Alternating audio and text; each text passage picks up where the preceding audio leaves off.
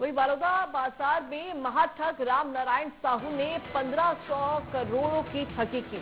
Share market में पैसा दोगुना कर झांसा देकर सैकड़ों लोगों से करोड़ों रुपए ठगे राम नारायण साहू और उनके बेटे गुलशन ने आम जनता से करोड़ों रुपए ठगे।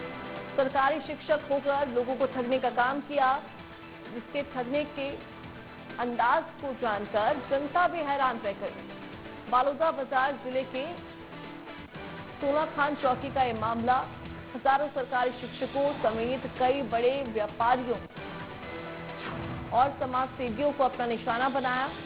दरअसल पूरा मामला बड़ौदा बाजार जिले के सोना खान चौकी परिक्षेत्र के महकमा गांव निवासी राम नारायण साहू ने सरकारी स्कूल होते हुए लोगों को ठगने का काम किया।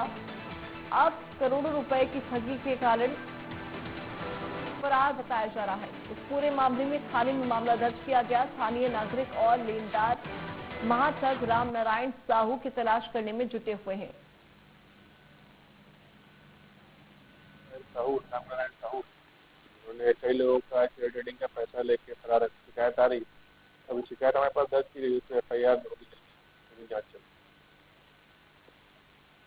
अभी राम नारायण साहू का ही नाम आया है, जांच चल रही, जांच जिनका और आगे नाम आए कार्रवाई। और ज्यादा जानकारी के साथ हमारे सहयोगी संतोष साहू लाइव जुड़ चुके हैं। संतोष, सबसे पहले पूरे मामले को लेकर विस्तृत तौर पर एक बार जानकारी साझा कीजिए। जी, बताना चाहूंगा कि बड़ौदा जिले के कसडोल विकासखंड के ग्राम सोना खान में पदस्थ शिक्षक राम नारायण साहू, जो कि सोना खान से समीपस्थ 2 किलोमीटर में महकम गांव का रहने वाला है, वो विगत 3 से 4 साल पहले से ट्रेडिंग के नाम से, शेयर मार्केट में पैसा लगाने के नाम से वो अपने शिक्षक साथियों को जोड़ा। साथ ही साथ बड़ी विडंबना की बात यह है कि अपने जो पढ़ाए हुए छात्र है उसको अपने झांसा में लिया और झांसा में लेकर के वो वसूली मतलब लोगों से पैसा डलवाने की बात कहते फिरता। इससे झांसे में आकर के वो युवक जो है वो आसपास के जितने भी उसके पहचान थे उनसे वो लगभग 15 लाख रुपया उन्होंने 6 महीने में उनके साथ जमा किया। साथ साथ शिक्षक होने के कारण इन्होंने शिक्षक संघ में कसडोल विकासखंड के 80% शिक्षक इसके झांसे में आए, जिनको उन्होंने कहा कि आप जितना पैसा दोगे उसका 10% मैं प्रति माह आपको वापस करूंगा ब्याज के तौर पर। ये मामला जब खुला जब रायपुर जिला के आरंग में एक साहू के नाम से इसके जो उच्चाधिकारी हैं उनके बताए अनुसार इन्होंने ये सब पैसा वसूल करके वो आरंग वाले को दिया। आरंग वाले के खिलाफ जब आरंग में FIR दर्ज हुई तो अभी भी वो जेल में है, लेकिन ये मामला शांत होने लगा था, इसलिए कि ये अपना कोई बात कबूल नहीं करता था कि मैंने अपने अनुसार नहीं किया है, जो सामने वाला बोला था वैसे किया। लेकिन लगातार इन्होंने महिला स्व सदस्य समूह, आसपास के जितने शिक्षक हैं, कसडोल के, गिधौरी के, घटपड़वा के, सोना खान के, महकम के, बैक, मतलब आसपास के जो धनाढ्य व्यक्ति हैं, अगरिया समाज के बड़े बड़े व्यापारी हैं, इन लोगों से उन्होंने एक ही साल में कम से कम 500-700 करोड़ रुपया वसूला। उसके बाद इन्होंने उनको 2 महीने, 4 महीने, साल भर, किसी को 1.5 साल, किसी को 2 साल इनको पैसा वापसी करते रहा। लेकिन अभी गत 1 साल से जब ये आरंग वाली घटना घटी तब ये अपने आप को बचाने के लिए भूमिगत हो गया। बीच बीच में आया। आपको ये भी बताना चाहूंगा कि इन ग्रामीणों की या व्यापारियों की या शिक्षकों की जो पैसा है उनसे कम 10 करोड़ की उन्होंने महकम में आलीशान भवन बनाया है, जिसको एक ऑफिस का नाम दिया गया है, जो आप स्क्रीन में देख सकते हैं। इस तरह से उन्होंने इतनी बड़ी धोखाधड़ी की है। आरंग में FIR दर्ज होने के बाद इसके विकासखंड शिक्षा कार्यालय द्वारा इसको निलंबित कर दिया गया। अभी वो नो वर्क नो पेमेंट में था। इसके साथ और बताना चाहूंगा कि ये ट्रेडिंग के में इतने मशगूल हो गए थे, स्कूल में अपने नाम से 2 टीचर रखे थे कि मैं स्कूल नहीं आऊंगा, आप लोग पढ़ाना।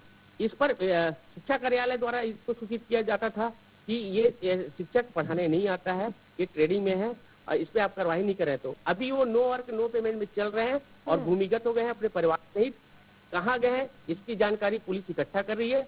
और इसमें जितने भी शिक्षक हैं, जितने भी पैसा जिन्होंने लगाया है, वो अपने आप को ठगा हुआ महसूस कर रहे हैं। तो आज के डेट में यानी कि अगर बात की जाए तो संतोष, यहाँ पर पहले भरोसा उनका लिया गया, भरोसा जब उनको मिल गया कि हमारे पैसे सही जगह पर हैं, हमको उसका वापस से मिल भी रहा है, जो हम इन्वेस्ट कर रहे हैं पैसे उसका रिटर्न भी मिल रहा है, और उसके बाद फिर ठगी करना उसने शुरू कर दिया। जी बिल्कुल, आप बिल्कुल सही कह रही हैं। मैं बताना चाहूंगा कि 2 उदाहरण। अजमेर के एक राजकुमार यदु हैं, उन्होंने अपने शिक्षक साथियों के साथ पर्सनल बैठक करके उनको करीब करीब 200 करोड़ रुपया इकट्ठा किया, उन्होंने रामनारायण साहू को दिया। वहीं एक बड़ा व्यापारी है लोहे की, बाबूलाल पटेल, जो कि बिलारी का रहने वाला है, जो कि जंगल क्षेत्र से आता है, उन्होंने 2 करोड़ रुपया अपने निजी खाते से उनको ये दिया। ये छोटी छोटी मतलब ये निवेशक है।